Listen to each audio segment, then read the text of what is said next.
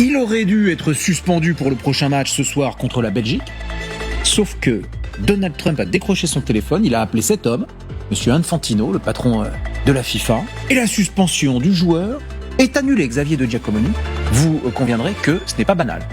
Ah, c'est pas banal, et puis c'est même presque méprisable en fait. Infantino et Trump sont vraiment des amis, hein, ils sont très très liés.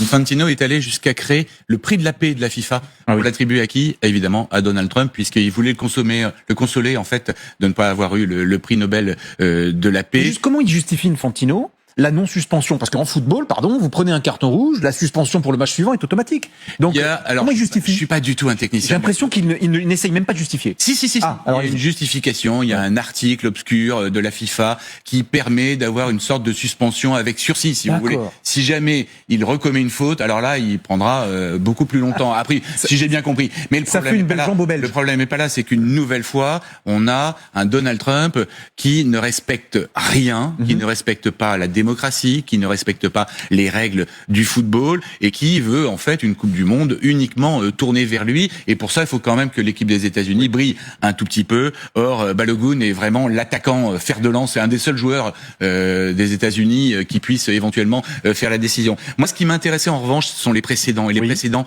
ils font vraiment froid dans le dos. Premier précédent, 1934.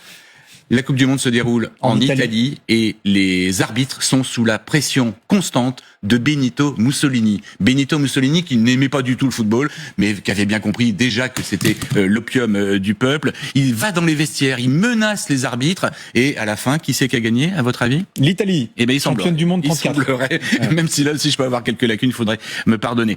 La FIFA ensuite a sanctionné et radié à vie 2 arbitres quand même. Là, il y avait eu un semblant de justice. 1938, la Coupe du Monde se déroule en France.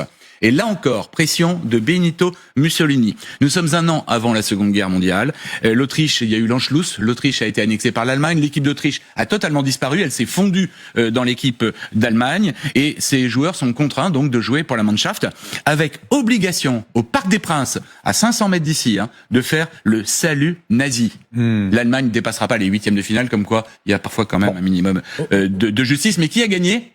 L'Italie a gagné, et les joueurs de l'Italie portaient la fameuse chemise noire des milices fascistes mussoliniennes.